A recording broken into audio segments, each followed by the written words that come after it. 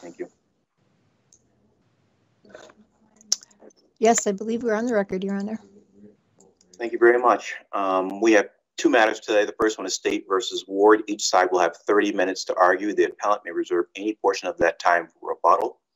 I believe counsel know the rules that we've set up for virtual hearings, so I'll skip all of that. Is counsel for the appellant ready to proceed? Yes, Your Honor. Whenever you're ready, counsel, please identify yourself for the record and let me know how much time you wish to have for rebuttal. Thank you, Your Honor. I'm Tammy Ann Miller, representing Jeffrey Ward in this appeal from the appellate court, and I would like to reserve 5 minutes for rebuttal. Thank you. Justice McDonald will be our timekeeper. Can you see him? Yes. Okay. He'll let you know when there's 5 minutes, 3 minutes, 1, and your time is up. Thank you. The certified question in this case is whether the appellate court correctly determined that the trial court did not have jurisdiction over the defendant's motion to correct an illegal sentence on the ground that the motion on its face did not raise a colorable claim that the defendant was incompetent at the time of his sentencing. The defendant submits that the colorability requirement applies only to the legal claim, not to the facts by which the defendant will attempt to prove that claim. And that's because jurisdiction, this court, rather the trial court's authority to hear and decide a motion depends upon the type or class of claim that's being presented. And the colorability requirement has been applying to the legal basis, has been aptly described in the formulation, would the defendant's claim, if heard and decided on the merits, require a new sentencing? And that looks to the claim itself, not to the evidence that will be offered in support of it. Because jurisdiction concerns the type of claim, the issue really is, does the claim go to the sentencing or does it go to the conviction or events at trial? So counsel, you're saying that a party can make a claim and just on that bald assertion, there's nothing else there, no facts to support it whatsoever. That would be a colorable claim? It depends on what the claim would be, but absent something like in Delgado and Boyd, where the law changed and it was not an illegal sentence as a matter of law, the claim is what the court has jurisdiction over. And I have an alternative claim, which is in the briefs, that in fact, the court is not looking, should not be looking at whether it has jurisdiction to hear a motion, but rather jurisdiction to correct a sentence. And that approach is appropriate because the continuing jurisdiction of the trial court to correct an illegal sentence is general jurisdiction. It exists to correct an illegal sentence, but the sentence has to be illegal. So do I have jurisdiction to hear a motion, to hear the question that will determine whether I have authority to change, modify, correct the sentence, is adding an intermediate step that is not necessary because the jurisdiction is the general jurisdiction of the Superior Court to hear a motion in a criminal case. Okay. I believe Justice Keller has a question. Yes. Thank you, Chief Justice. Good morning, Attorney Miller. I was thinking today, and unfortunately I didn't have time to look up the case, but there was a case a while ago where the appellate court overruled a court's dismissal of a habeas case At some point, the respondent had filed a motion to dismiss the petition for failure to make out a prima facie case. And the trial court didn't just look to the pleading, but went into the evidence a little bit. And we said that that was error, and that you had to construe the pleading in the light most favorable when met with a motion to dismiss or failure to state a prima facie case. There are also civil cases. I'm thinking primarily of vexatious litigation cases and abuse of process cases where defendants move to dismiss those, and at times you have to look at it and look at the complaint only, and you end up saying, well, their action was colorable. It may not have been meritorious, they may have lost, but when they filed it, it had a basis, it had some kind of basis, a colorable basis. So essentially, do you think that those cases have some application here? Because I think you're arguing that the court should have just looked at his pleading, his motion, and not gone into what was in documents that he referred to, or what was in evidence, or even into the transcripts. Is that what you're claiming? In this part of my argument, yes. My argument that the jurisdictional inquiry looks to the legal basis for the claim rather than the factual basis, those cases are in fact relevant. Here, looking to the motion to correct, that motion clearly said that the claim was the defendant was incompetent at sentencing. It challenged the sentencing. And we have case law that says that that is a proper subject for a motion to correct. We have prior case law. Absolutely. All right, thank you.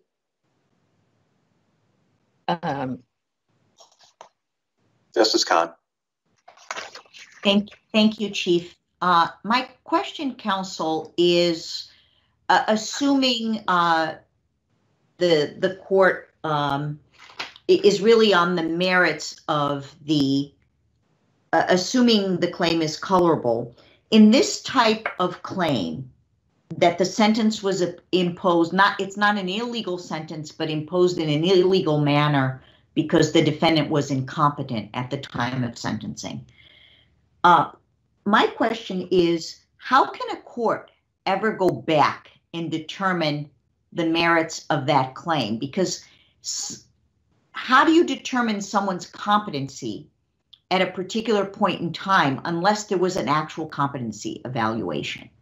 And so I think that's the problem from a merits perspective with claims of competency. Now, in this case, the trial court, not the sentencing court, the trial court found that there was not insufficient evidence to question your client's competency to begin with. But is it your position that if a court were in a situation where it couldn't make that determination, it couldn't say that someone was actually incompetent and couldn't say someone was competent, how do you go back and assess that? Because people, someone with severe mental illness can appear to the untrained eye of lawyers and judges to be competent and actually not be competent, or the contrary. I've seen, having sat as a trial judge, many defendants where I and the lawyers question their competency, they go for a competency evaluation, they come back competent, yet they have severe mental health issues or other issues. How do you assess that now, years later? This, of course, concerns the merits, not jurisdiction. Right. But it, of course, depends on what evidence is available, just as the outcome of any case in court depends on what evidence is available and the presentation of that evidence.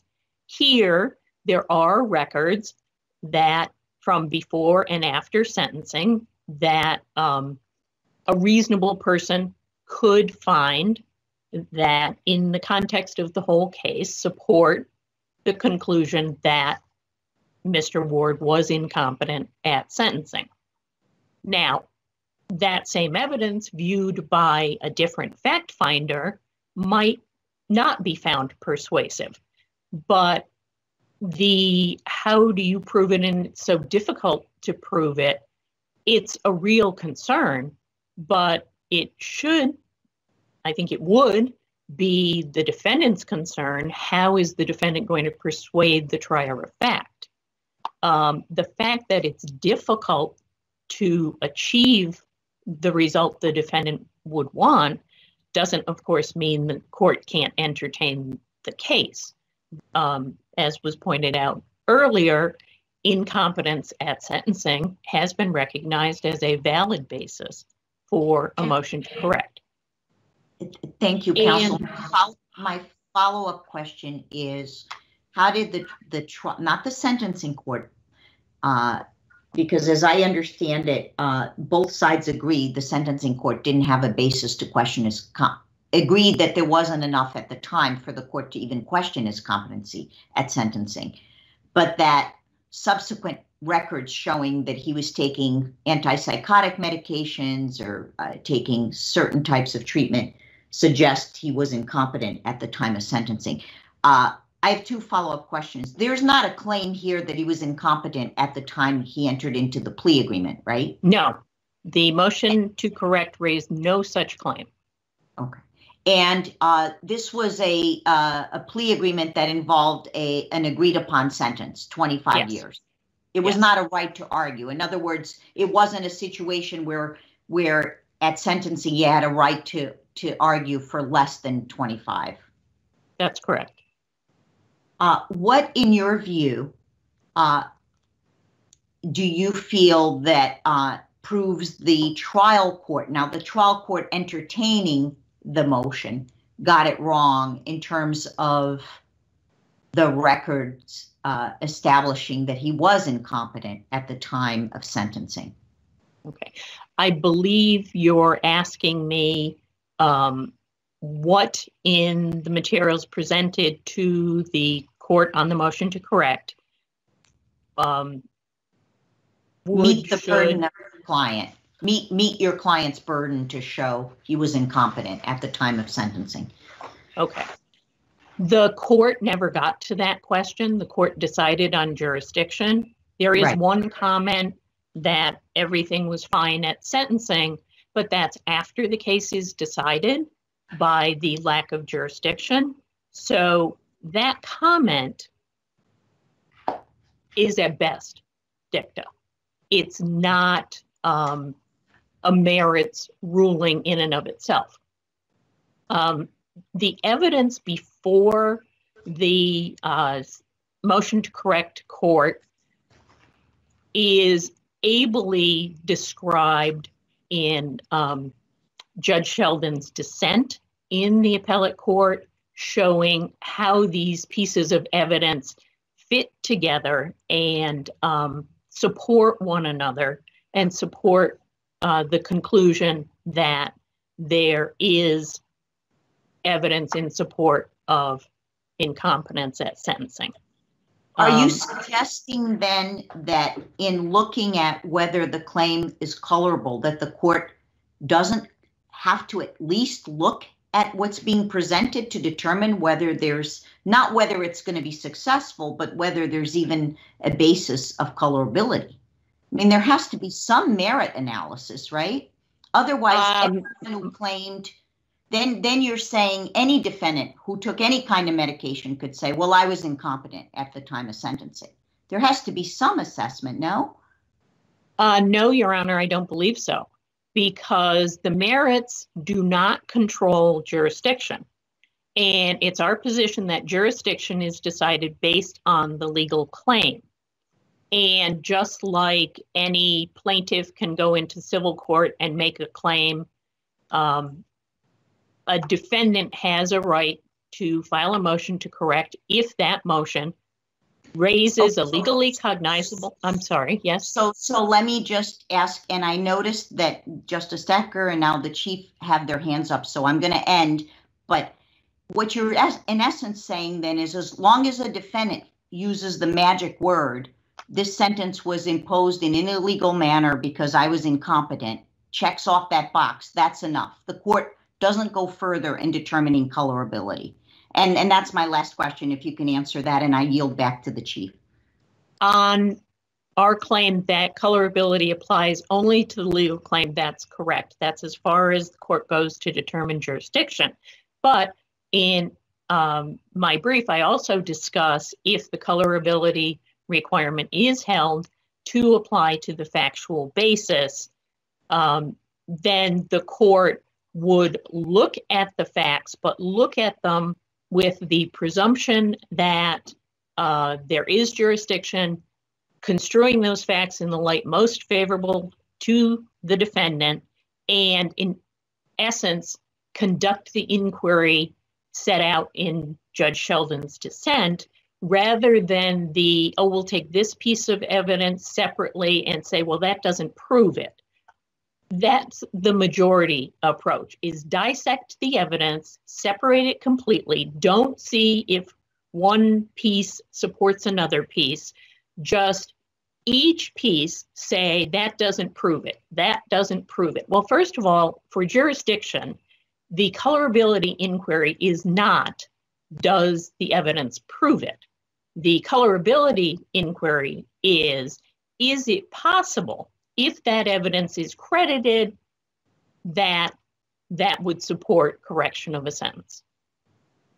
So with that clarification, other questions? Thank you. Justice Decker. Good morning, counsel. Good morning. I guess my question is let's say that the trial court hadn't ruled on jurisdictional grounds and said there's it's not colorable and therefore I have no jurisdiction, but it just said essentially the same thing, but on the merits. I guess my question is this: let's assume that the jurisdictional issue is put aside and the state against Parker issue is put aside. Isn't the finding of no colorable claim essentially a finding that the petitioner didn't establish incompetency? Sort of a greater includes the lesser theory, and if so, I'm just wondering on remand whether there's more work to do, or whether the question before us could be whether the trial court abused its discretion in determining that the petitioner was competent at the time of sentencing. Your Honor, I think it is true that if you apply the colorability requirement to the factual basis and you do not apply the presumption of jurisdiction and construe it in the light most favorable to the defendant, you end up with a merits analysis. Now, that merits analysis cannot be applied to the determinant of jurisdiction because jurisdiction and merits are separate. Now, as to your question, which as I understand it is essentially, by saying no colorable basis, didn't the trial court say you didn't prove it?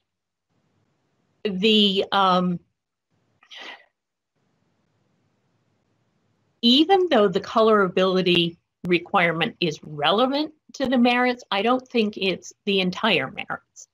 And because of that, and because the court has decided that there's no jurisdiction, the court cannot thereafter look at the facts in a way that is not colored by the prior decision that they're inadequate. So I think that you cannot infer from the lack of colorability on the factual basis that the merits are necessarily concluded. And I would like to point out here that it was the appellate court that actually went through the evidence to decide colorability, to decide jurisdiction based on a review of the factual basis. It wasn't the trial court. I saw that, yes. Okay, well, thank you. You've answered my question, and I think I get your point. Thank you very much. Thank you. Okay. Counsel, you addressed my question, yes. so please continue. Okay, thank you. Thank you. The looking at the factual basis for the motion is a jurisdictional analysis that applies to courts of limited jurisdiction. In Jason B., the appellate court applied that analysis of the factual basis based on a case from State versus Patel from a court of limited jurisdiction. And with a court of limited jurisdiction, the movement has a greater burden to show that there is jurisdiction over a particular motion or a particular action. The general jurisdiction of the criminal court, which continues to correct invalid sentences, whether they are imposed in an illegal manner or imposed simply an illegal sentence, that general jurisdiction, that presumption of jurisdiction, applies on motions to correct.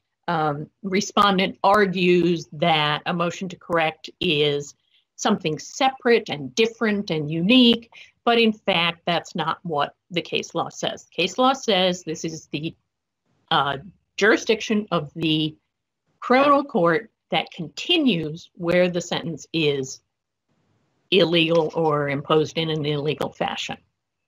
I'd like to touch briefly on the State versus Parker claim. Parker rejected the argument that motions to correct were limited to sentences in and of themselves illegal, and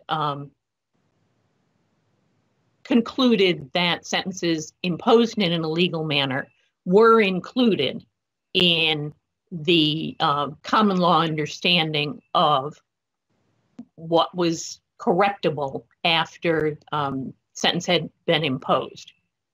So that argument, in addition to the fact that it's not properly presented to this court and it's not included in the certified question, is meritless.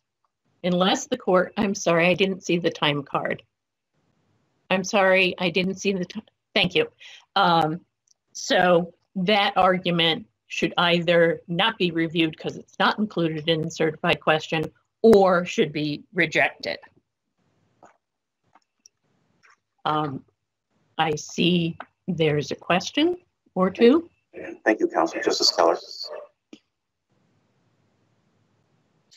Okay, well, suppose a motion's filed to correct an illegal sentence, and all it says is, I was not competent.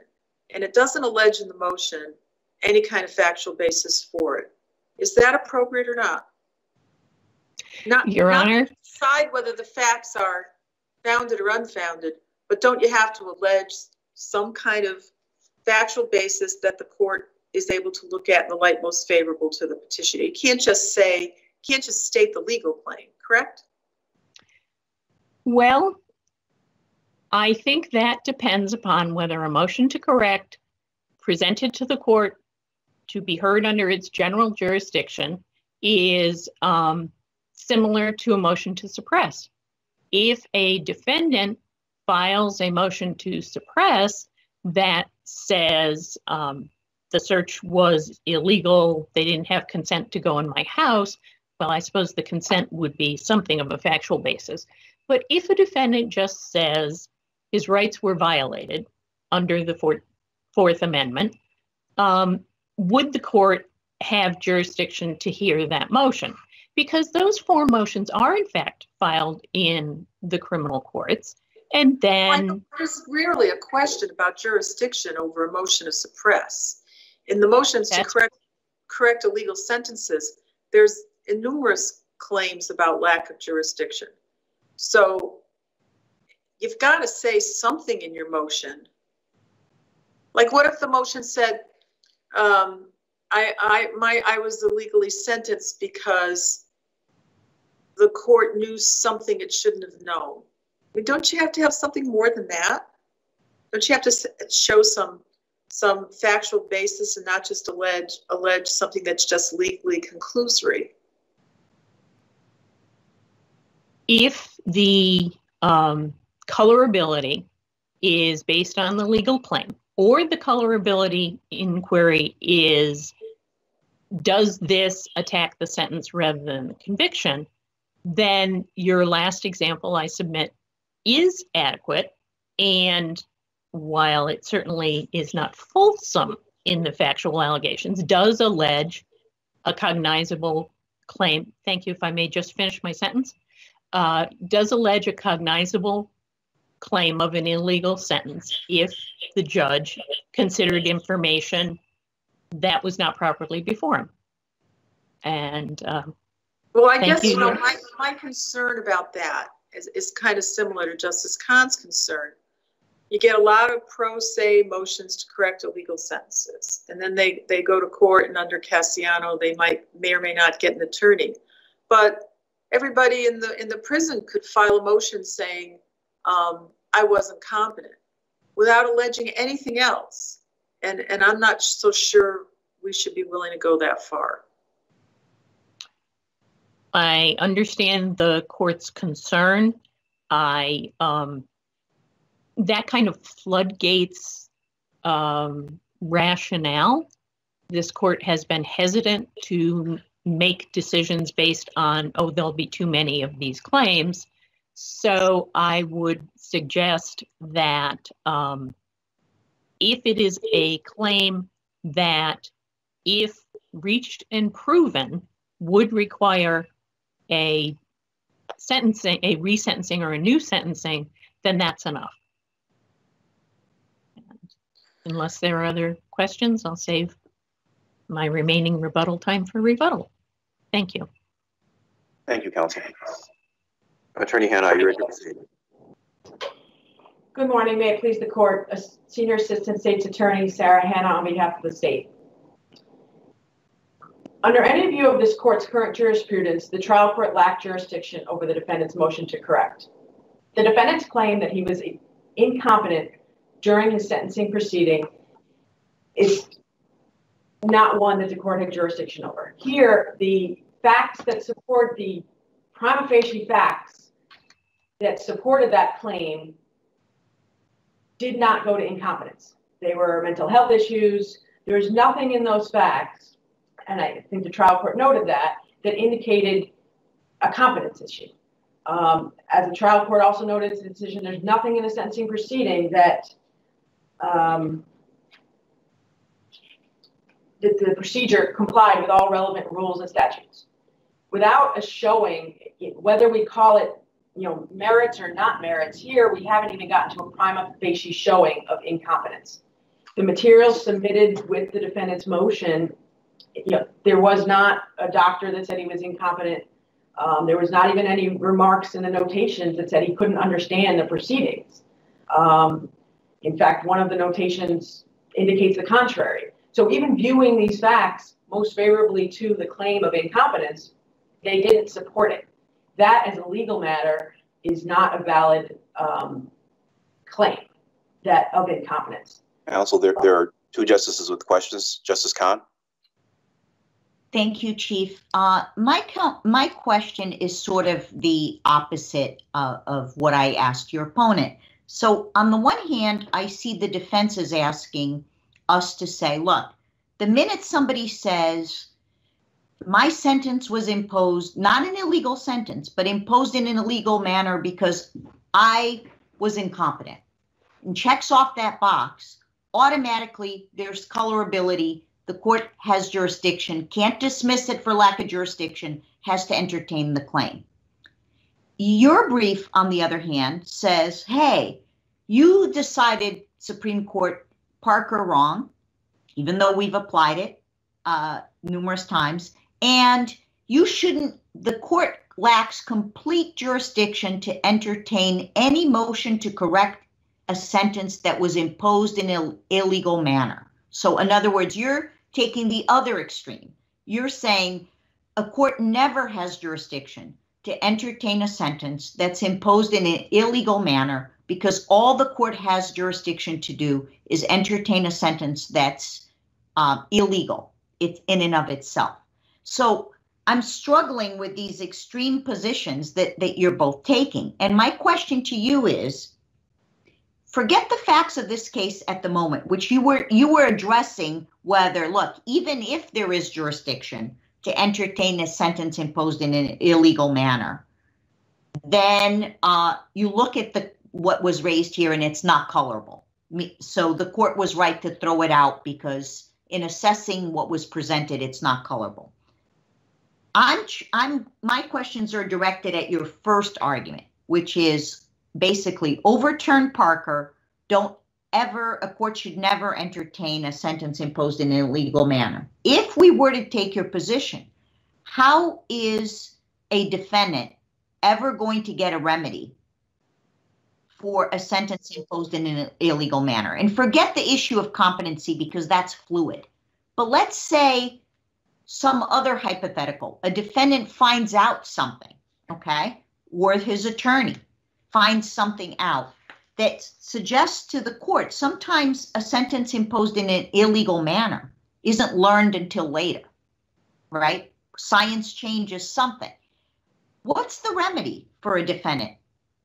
And beyond a direct appeal, they may not know it within 20 days of the time frame to appeal. What remedy does a defendant have when there's been a sentence that's been truly imposed in an illegal manner?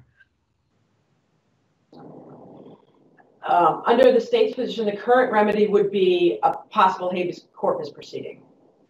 A possible what? I'm sorry. A habeas corpus proceeding. You're burdened by an illegal conviction. So the sentencing court has no ability to correct it. So the person has to go through a habeas proceeding.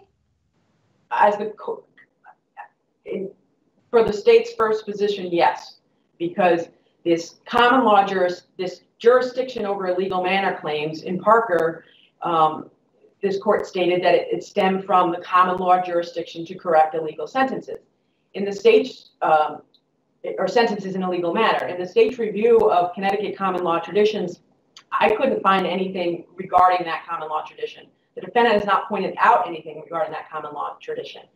It doesn't seem to me, counsel, that the habeas context ought to be the right context to address that issue, because habeas is really release the body, right?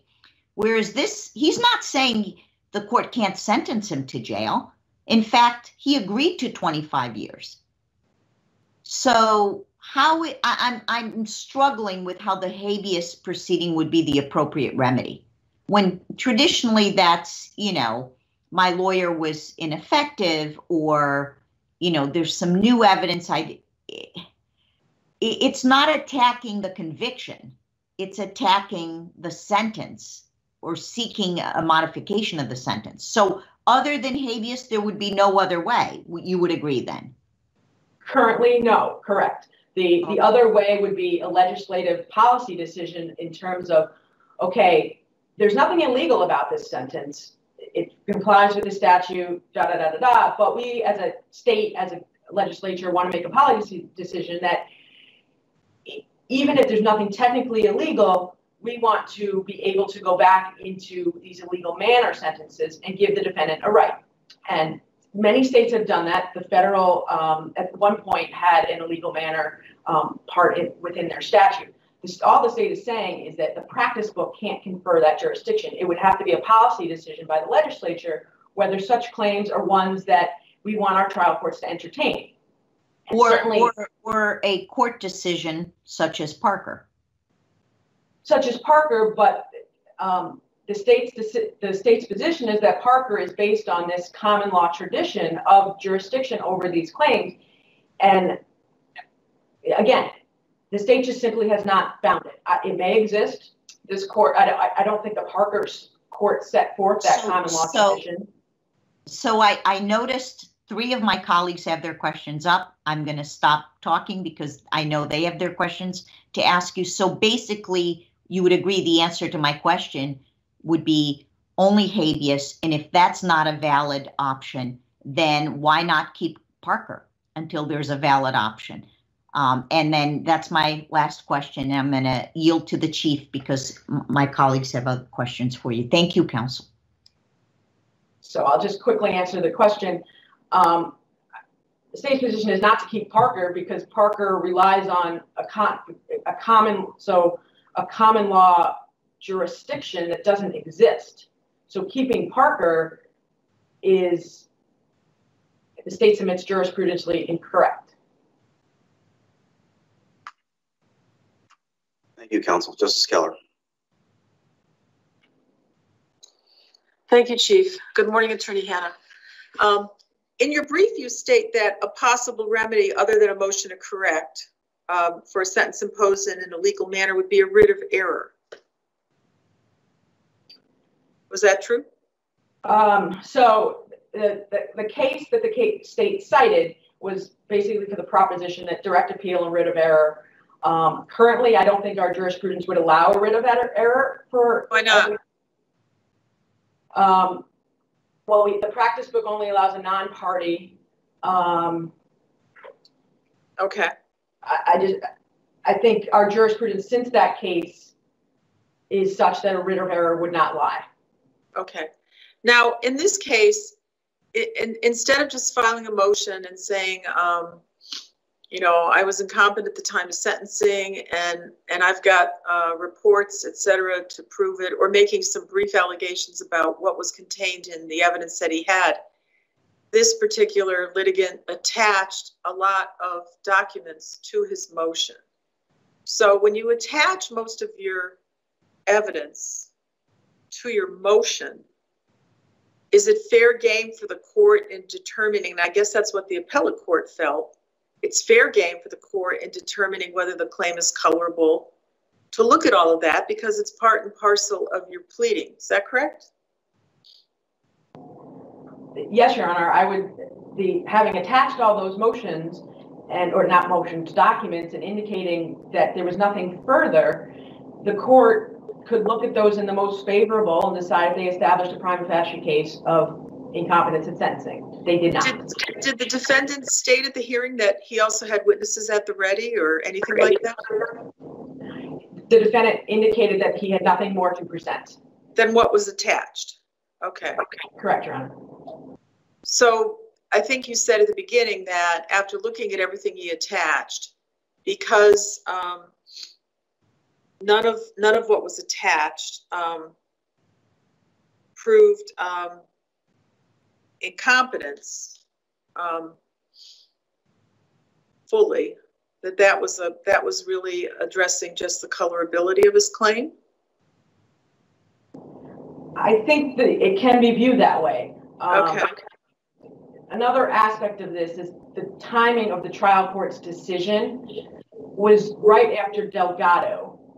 And Delgado was the first case that talked about this colorability, and Delgado viewed in some way it has a merits component to it. So the trial court, looking at all the facts given to it in light of the law and the presumption, under Delgado, its dismissal is correct. And now under subsequent cases to Delgado, the dismissal is also correct. All right, thank you. Justice Ecker. Thank you, Chief. Morning, counsel. I guess I have two questions or two areas of inquiry. I'll try to keep it short. The first is just on this. I see a difference between a pleading deficiency or an alleged pleading deficiency on the one hand and a jurisdictional problem on the other. You know, at least in civil cases, if you don't have your pleading quite right, you know, there's a request to revise and you can fix it. If you don't have enough facts in there. If it's in criminal cases, I know there's a motion for more, you know, bill of particulars or whatever, you know, those kind of things. So, I mean, do you agree with me that there's a distinction between those two things? I guess what you're claiming, as Justice Keller just suggested, maybe is even if he had all of the allegations in the motion, on the face of the motion, in quotes, that there still would have been no jurisdiction. Even, you see what I'm saying? Even if it had spelled out, rather than just saying I was incompetent at the time of sentencing, violation of due process, he had spelled out everything that Judge Sheldon found persuasive. You know, confusion, nature of the plea agreement, lengthy mental health history, the whole thing. Are you saying that there would be no jurisdiction over that pleading? Yes, so I would say this is a case where everything was spelled out in the attached exhibits. And those attached exhibits don't, given the presumption of competence, those attached exhibits don't establish a prima facie case of incompetence. Okay, I think I understand your position there. On Parker, you know, my question is this: you know, the way I hear the state referring to common law, it's like, well, it has to be old. You know, it has to have ancient roots. And, you know, the nature of the common law is it's developing. I mean, we make common law as we go, even in an age of statutes. And I think it's pretty well established. I think the appellate court even said that the limits of our jurisdiction are delineated by the common law. So why can't you read Parker as saying, effectively, a 7-0 decision? Look, we think that the 4 dissenters in Hill got it right. We think that Congress thought they got it right too. The Rules Committee thought they got it right. It was approved by Congress. Rule 35 was changed. That should be the law of Connecticut as well. We think that should be the law of Connecticut. And it is. We hereby say it is. So that's what the court said in 2010, 7-0. And I don't understand. I mean, to call that a historical mistake is, I guess, one way to look at it, but it's not the only way to look at it, is it? Certainly, Your Honor, common law is, you know, judge-made law. But here, and I think the McCoy decision points this out, it can't stem from nowhere. So, you know, in Parker, the courts, and the basis of Parker is that it stemmed from common law. The basis of Parker was not we're creating common law. The basis in Parker is it stems from common law tradition. And well, courts never say, look, we're making this up whole cloth contrary to common law. You know, they usually do better than that. What in footnote 9 in particular, in Parker, I think doesn't it source, and I realize I interrupted you and I invite you to continue after my amendment of my question. Let's focus on footnote 9. Doesn't that source the common law policy determination of the court?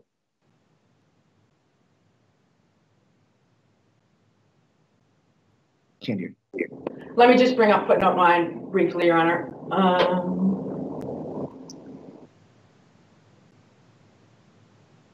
I think it quotes the dissenters in Hill, and it says the dissenters in Hill, Black and Chief Justice and Brennan and Warren and so forth. You know, they say, hey, this is a common law tradition, and then this court seems to agree with them. I read the dissenters in Hill not to say this is a common law tradition, but to say that the statute encompasses this illegal manner aspect, not based on the common law, but based on legislative intent. I read the dissent in Hill to be a statutory interpretation as opposed to a recitation of common law. In the Parker did attempt to source the illegal manner to common law traditions prior to the Parker decision. And I think in the state's brief, it points out that some of these sources don't necessarily stand for the idea that courts had jurisdiction to correct claims imposed, sentences imposed in a legal manner. Okay, thank you very much.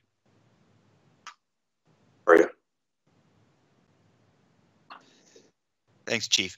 I guess along those same lines, I mean, I guess if Parker had been explained or decided by saying not that we're relying on a tradition, but we're creating a common law exception, a further exception, illegal manner as not just a legal sentence, what would you say to that?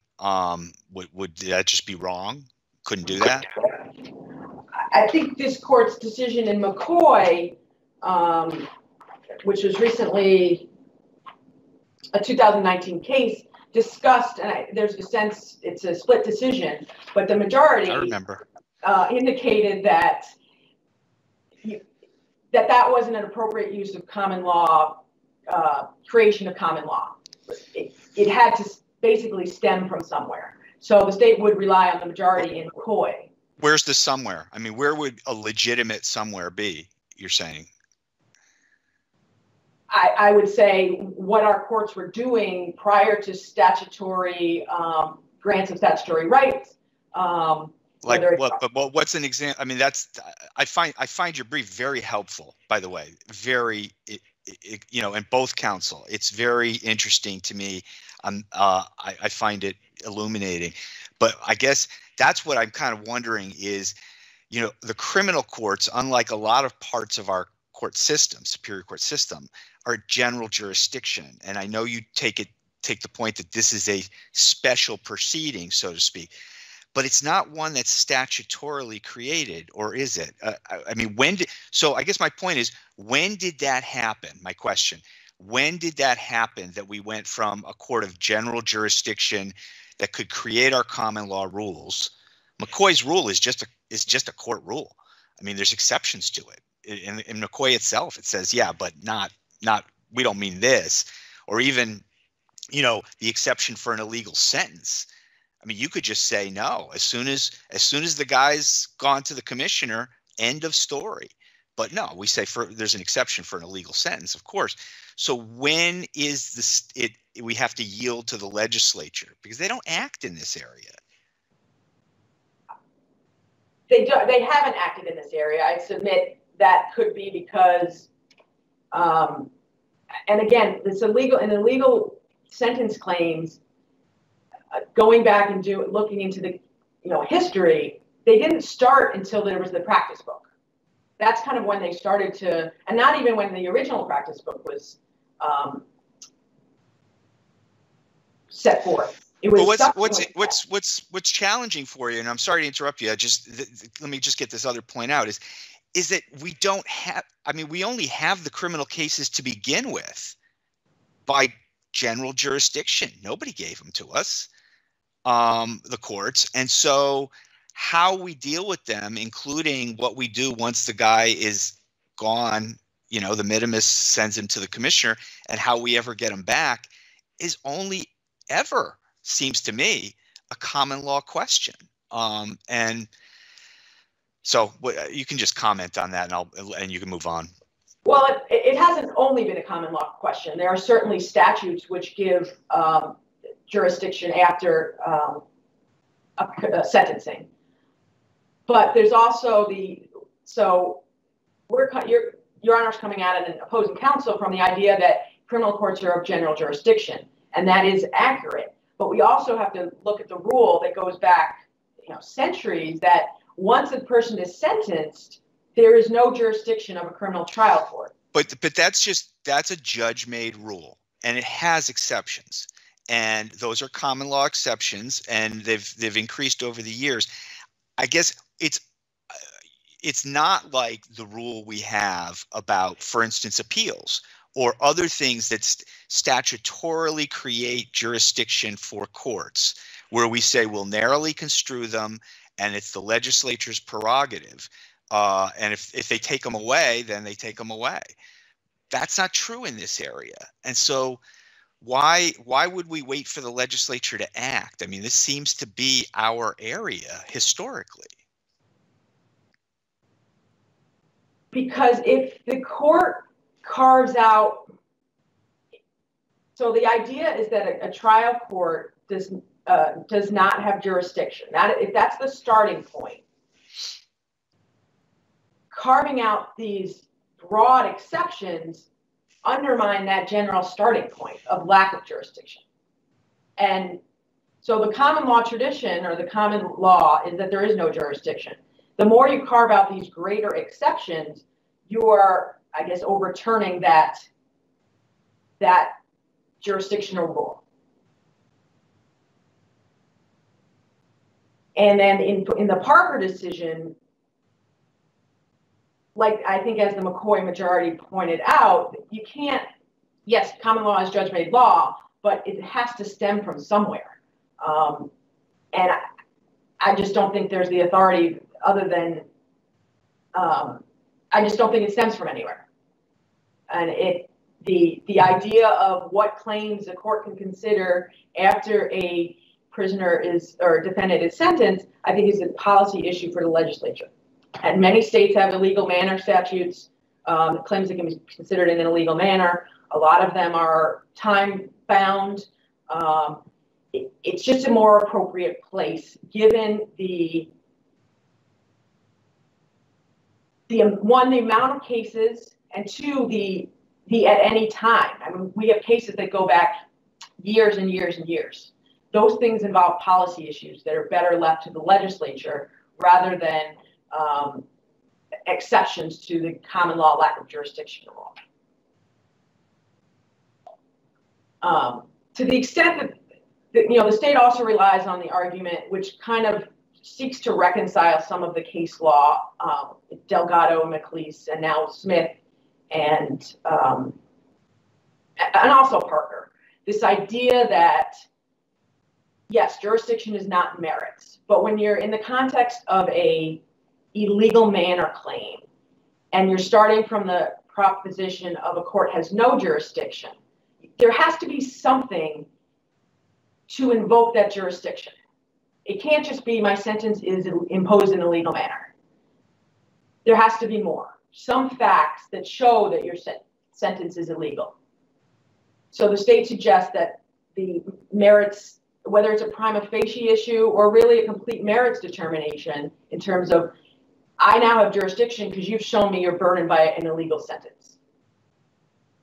I think that framework, I think it will streamline some of this continual case law regarding, is this a denial, is this a dismissal, is it jurisdictional, is it merits? The court only has jurisdiction to correct something that is illegal. In order to get a correction, you have to show an illegality. Here, as applied here, the defendant did not show an illegality either either prima facie or in total.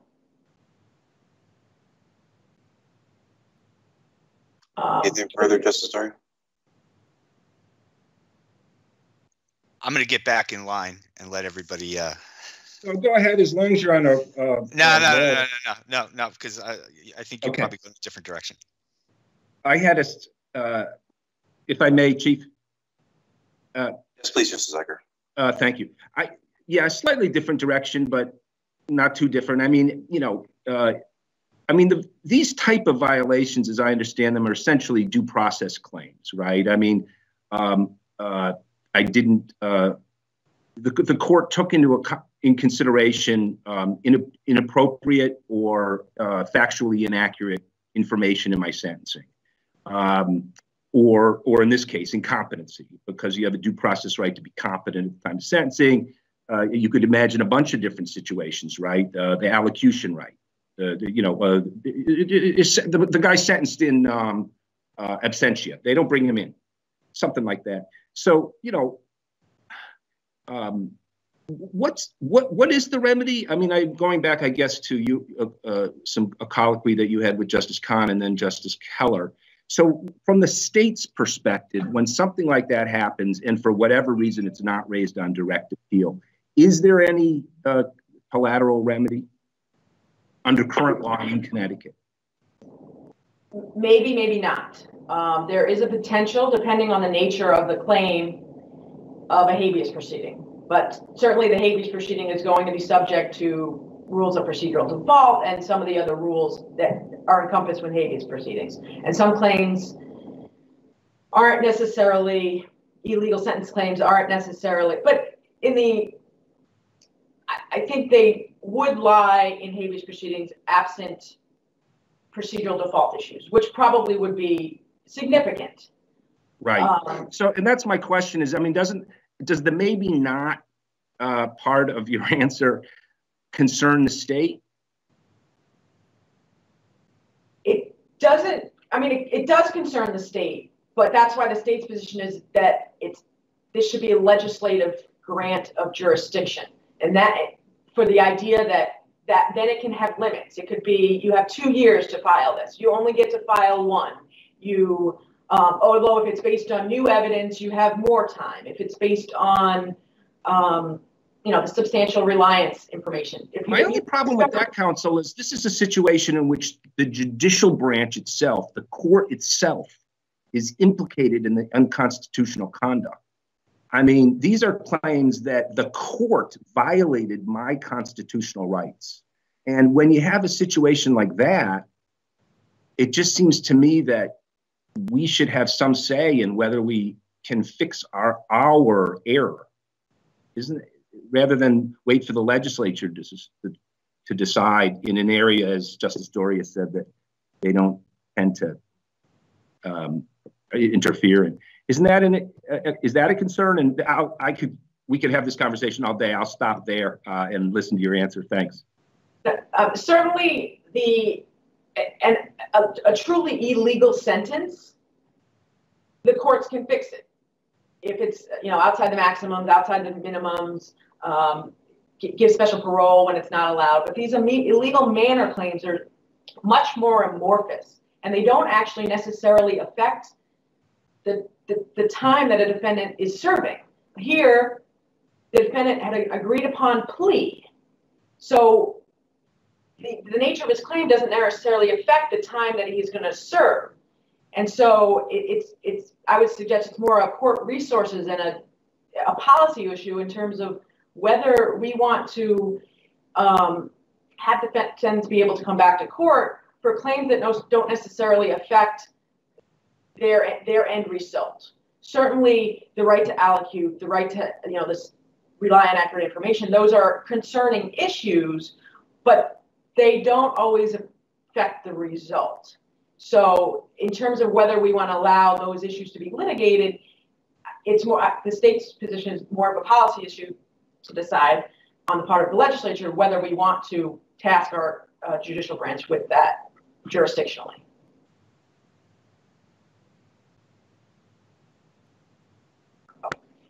This is Kelly. How are we doing on time for the state here?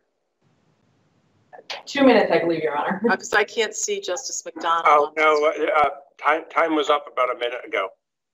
Okay. Well, I can ask my question of Attorney Miller. So unless she has something else she wants to say, I'll ask it of Attorney Miller. Can I just briefly conclude, Your Honor? You may. Okay. This is Daria. Hang on. Okay. You may, counsel. Go ahead. For the reasons set forth in the state's brief, the state would request this court affirm the judgment of dismissal or alternatively order a denial on the merits. Thank you, Your Honors. Thank you. Attorney Miller. Yes, Your Honor. Was there a question before I begin? Okay. Yes, I had a question, if I may, Chief Justice. Yes, please. There's two issues here that you claim were not raised before the appellate court. One was whether or not we could just decide that the trial court also made a ruling on the merits and just go with that. And the other was that the state never discussed the Parker issue that we just spent a lot of time on before the appellate court. Is that true? Yes, that's true. And they didn't raise either of those as an alternate ground for affirmance. Is that true? That's true. All right, thank you. Any other questions? I do have a question. Thank you, Chief. So could you articulate for me then what would you say are the limits on what's an illegal manner claim? Is it, I mean, can anything to do with sentencing be thrown into that bucket? It's hard to say could anything, but there are claims that obviously would fall in that category. For example, if a defendant who'd been acting pro se asked for counsel for sentencing and was denied counsel, that would be an illegal manner claim. But what if, I mean, that sounds like one, and I'm not going to exhaust the examples, but that sounds like one that could have been brought on direct appeal. Would you say that the line would be drawn based upon what you might need evidence for? And then Attorney Hannah's position would be, well, those sound like good habeas claims. Why are we doing this with no time limit? Whenever. So do you have a response to that? Yes. First of all, if you look at Parker, I read that case as saying the ability to correct an illegal sentence includes within it the ability to correct a sentence that was imposed in an illegal manner. So carving out imposed in an illegal manner, Parker decided it was part of illegal sentence. So there's no basis for this argument that it's somehow something different. And the result is that you have people whose sentences are imposed in an illegal manner, often as a result of a judge's conduct at sentencing, with or without awareness that the conduct is inappropriate or illegal or unconstitutional. But so first of all, this focus on these are two separate things, I think flies in the face of Parker. But the fact that there can be many claims is not a basis for saying that which we said derived from the common law is now not derived from the common law and is just too bothersome. There are too many. That's what the state is saying. I am focused a little bit on too many claims, but also in what's the appropriate forum. I think that is an issue that that all state agencies need to worry about. It doesn't sound like you're suggesting that there's anything that, for the example you said about, the judge's conduct, whatever that would be. I mean, so maybe that would be a direct appeal, a motion to correct, and a habeas. And I'm not sure you would concede that you couldn't do all of them.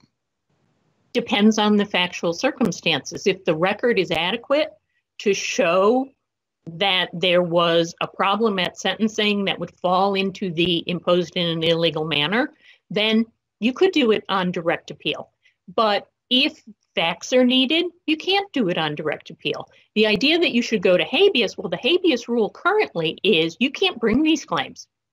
You can't bring illegal sentence or imposed in an illegal manner to habeas. They have to go to a motion to correct first. So by saying you can't do a motion to correct, you have to go to habeas.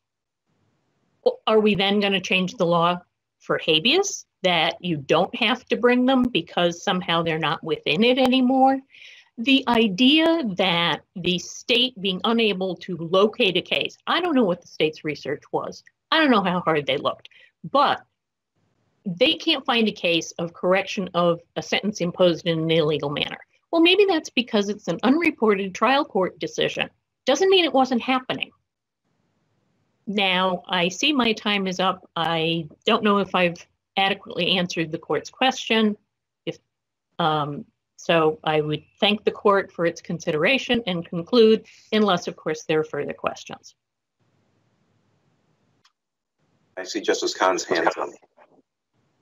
Thank you, Chief. I will be very brief. So you would agree then that if we were to accept your opponent's position that Parker should be reversed and no illegal manner sentence, no claim of an illegal manner sentence should ever be filed via or claimed via motion to correct or permitted, then basically anyone making that claim would be without an effective remedy because they can't go to habeas and there's no writ of error, so no effective remedy. You agree with that?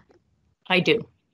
You were asked about Parker. I agree with Justice Doria's questions to you. In Parker, in fact, this court said, we're not going to outline every single type of illegal manner claim, but doesn't then that necessitate more than just checking off a box? If we're going to not put a definition of what constitutes an illegal manner sentence, then shouldn't your client do more than check off a box? Shouldn't there be some explanation and some assessment of colorability to determine colorability? And that's it. If you can answer that, I'm done. Thank you. I'm not saying there shouldn't be a colorability inquiry. I'm saying it should go to the claim. If the claim that's raised is not something that is a recognized legal basis, or in Evans, for example, an arguable, plausible legal basis for correction of a sentence, then that's all you need to know. If it's legally not a basis for correction, that the court needs to consider nothing else. It doesn't need to look at facts. I understand your position. Thank you. Thank you, Chief, for indulging my question. Thank you very much. I want to thank both counsel for participating in this matter. We're going to be in recess until 11 o'clock. Thank you. Thank you. Thank you, Your Honor. Thank you.